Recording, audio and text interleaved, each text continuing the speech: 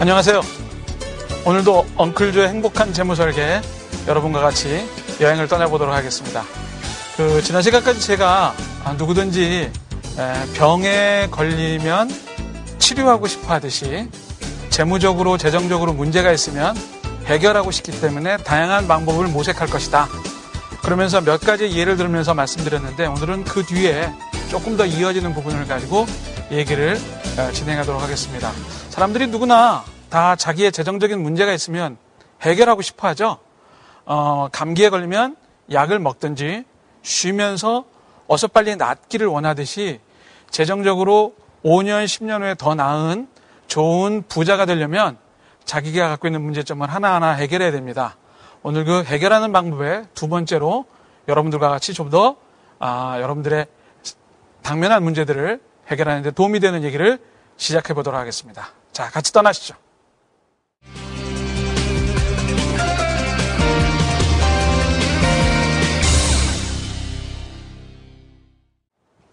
예, 제가 조금 전에 말씀드렸듯이 몸이 아프면 그 건강을 빨리 회복하기 위해서 애를 쓰는데 재정적인 문제 해결을 위해서 여러분들이 문제점들의 몇 가지 유형 중에서 가장 중요한 문제점의 유형을 제가 지난번에 말씀을 드렸습니다.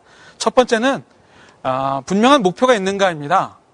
목표가 있어야만 내가 그걸 달성하기 위해서 노력을 하죠. 예를 들면 소비도 절약하고 또 목표한 저축도 해서 아니면 투자를 해서 점점 나아지는 재정적인 활동을 할 수가 있는데 목표가 없는 사람은 가다가 다시 되돌아오고 또 쌓은 성을 무너뜨리고 해서 결국 몇 년의 시간이 지나도 결국 자기 위치에 있기 마련입니다. 그래서 좀 더 구체적으로 내가 10년에 10억 만들기, 3년에 얼마 만들기 이런 목표들을 포함해서 내 은퇴 후에 우리 아이들을 위해서 내가 집을 마련하기 위해서 이런 아주 구체적인 목표를 제가 갖고 있기를 원했고요. 두 번째는 그런 것들을 달성하기 위해서 여러분들이 현재 벌고 있는 소득 중에서 일정 부분의 돈을 남겨가지고 꼭 잉여 자금을 남겨야 된다 그랬습니다. 돈이 하나도 없는데 나는 거기까지 가고 싶어요. 이거는 제가 아무리 능력이 많아도 여러분들을 도와드릴 수 있는 방법이 없기 때문에 그렇습니다. 세 번째는 과연 그 목표에 맞게 제대로 된 돈을 연결시키고 있는가. 이것이 세 번째 여러분들한테 제가 드린 문제 해결이었습니다. 조금 더 구체시키기 위해서 제가 여기에 예를 들었습니다. 전에 저랑 같이 제일 먼저 한 일이 무엇이냐 하면 이런 재무 목표 세우기였습니다.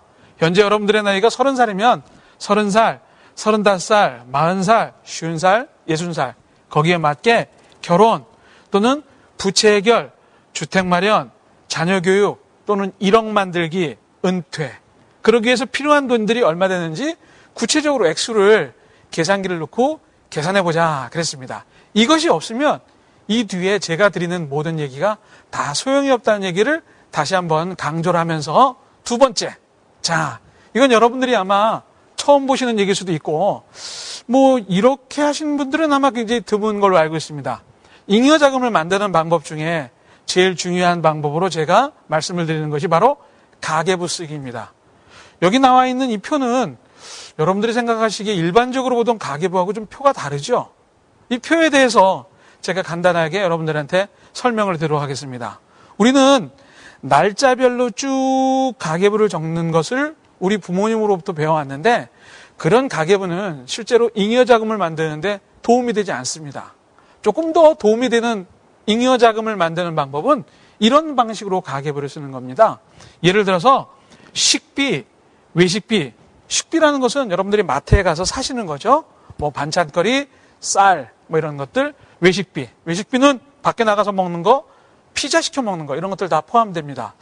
어떤 분들은 술 한잔 하시는 것도 외식비에다 넣으시는 분들이 있긴 있는데, 그건 편하신 대로 하시고요. 또, 의류, 주거비, 아파트 관리비, 옷 사는 거, 그 다음에 교육비, 그 다음에 교통비, 통신비, 문화비, 의료비, 그 다음에 대출받은 거에 따라서 이자 내는 거, 그 다음에 용돈이나 경조사 비용, 그 다음에 기타 비용, 이런 것들을 전부 다 항목별로 구분을 해서 여기 적은 것처럼 식비란에다가 5월 15일 날 마트에서 얼마치를 샀다. 이렇게 결정을 하면 영수증을 보고 여기다 적으시는 겁니다. 그러니까 이거는 외식을 5월 8일 날 어버이날, 가족과 함께 어디 가서 뭘 먹었다. 63,000원어치 먹었다. 교육비, 학원비로 첫째 아이 학원비를 25만 원 지출했다. 문화비로 5월 20일 날 영화를 같이 봤는데 부부가 같이 보느라고 15,000원을 썼다. 이런 것들을 전부 다 칸을 넓게 만들어서 제가 여러분들이 이해하시는데 한꺼번에 보시도록 요 칸을 적게 만들어서 그렇지 실제로는 식비가 이 정도 칸 되겠죠? 쭉 적으셔서 이 한 달이 지난 다음에 여기 합계 식비 43만 원, 외식비 37만 원, 의류 주거비, 아파트 관리비 뭐 이런 거 다 포함해서 28만 원. 이렇게 쭉 한꺼번에 항목을 적으시는 겁니다. 그래서 결국 여러분들이 저런 가계부를 다 만드시면 한꺼번에 모으면 식비가 43만 원 들어갔고 저기 합계를 다 낸 것을 제가 여기다 말씀드리는 겁니다. 그 다음에 외식비가 37만 원 들어갔고 그 다음에 의류비하고 주거비가 그래서 32만 원 들어갔고 이렇게 쭉쭉쭉 해가지고 한 달에 우리 2009년 5월 달에 우리 가족이 한 달에 쓴 모든 지출 내용이 한꺼번에 포함해 보니까 135만 원이 들어갔다. 이것만 잡아내신다 하더라도 과연 여러분들의 소비 패턴이 어떠신지를 한눈에 볼 수 있는 굉장히 소중한 자료입니다. 이렇게 소비의 총 합계가 나오면 맞벌이를 하든 이제 소득이 있겠죠, 소득을 같이 벌어가지고 250만 원을 벌었다. 그러면 250만 원에서 135만 원을 뺀 115만 원 돈이 바로 제가 아까 말씀드린 잉여 자금이 되는 거죠, 잉여 자금.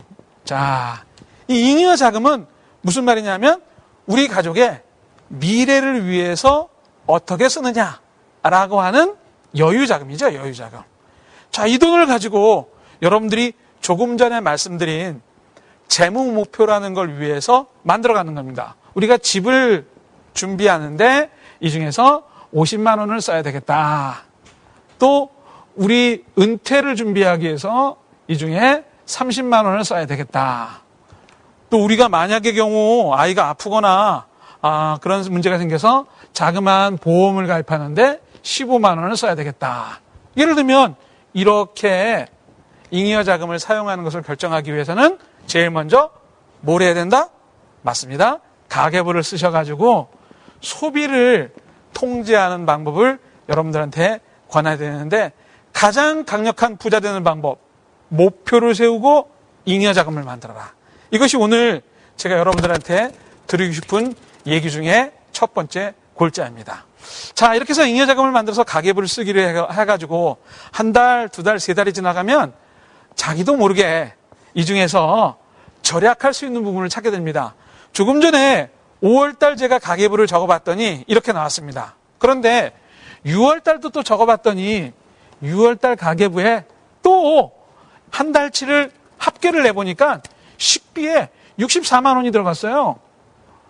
외식비는 뭐 6월달에 뭐 이리저리 행사가 많아가지고 들어가는 돈이 57만 원이 들어갔습니다. 그럼 생각해 보세요. 벌써 여기서 20만 원, 여기서 20만 원. 그러면 한 달 5월 달에 일했는데 6월 달에는 여러분들의 가계가 다른 것이 다 똑같다고 하면 175만 원으로 늘어나겠죠? 그러면 당연히 아까 말씀드린 잉여 자금은 굉장히 많이 줄어들겠죠? 이렇게 눈에 보이는 통계 자료를 가지고 여러분들께서 여러분들의 소비를 조금 절제하는 방안을 가족들끼리 모여서 만드신다면 1년 동안 이 가계부를 1년이 아니라도 좋습니다. 대부분의 현명하신 주부들은 3개월 정도만 써보시면 나름대로 생활의 지혜를 많이 터득하시는 경우를 제가 보기 때문에 단 3개월만 여러분들한테 가계부 쓰기를 권해드립니다. 처음엔 좀 짜증이 나는데요. 짜증나는 걸 짜증난다 생각하지 말고 부자 되기 위해서 내가 남과 다른 뭔가를 시행해 본다면 바로 가계부 쓰기가 유일한 대안이 될 수도 있다는 생각을 해봅니다. 자, 그렇게 해서 어느 집에 어느 가정에, 아니 여러분들의 가정에 가계부 속에 잉여 자금이 100만 원이 남았습니다. 자, 그 100만 원을 어떻게 될까요? 바로 목표에 맞는 잉여 자금 관리를 하고 있는가입니다. 자, 여기 제가 단기, 중기, 장기와 적절한 상품 이런 말을 했습니다. 단기, 중기, 장기란 말은 여러분들 잘 아시는 것처럼 가까운 미래, 다시 말해서 6개월 후에 우리가 쓸 돈, 또 한 3년이나 5년 후에 쓸 돈, 아니야, 이건 한 10년이나 20년 후에 쓸 돈이야. 이런 것들에 의해서 단기, 중기, 장기가 결정된다 그랬고요. 이 단기, 중기, 장기는 뭐에 의해서 결정되느냐?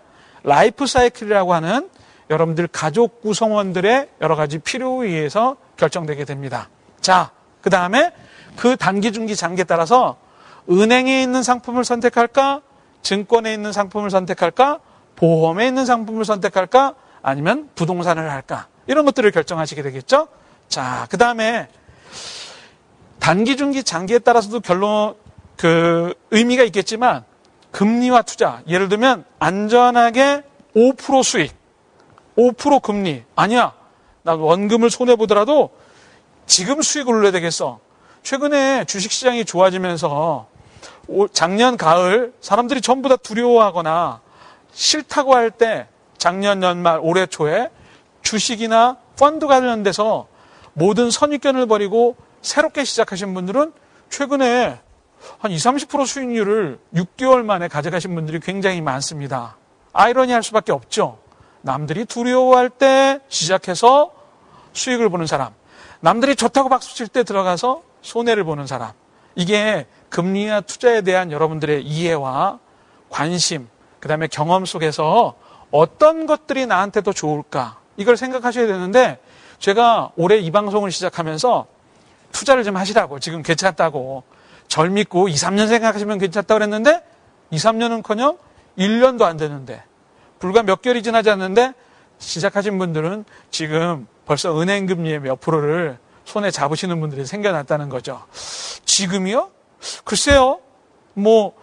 경우에 따라서는 수익을 얻을 수도 있고 또 손실을 보실 수도 있겠죠. 근데 중요한 건 손실이냐 수익이냐 그게 아니라 어쨌든 간에 경험해 보지 않으신다면 여러분들은 두 가지의 선택의 기쁨을 잡을 수 없고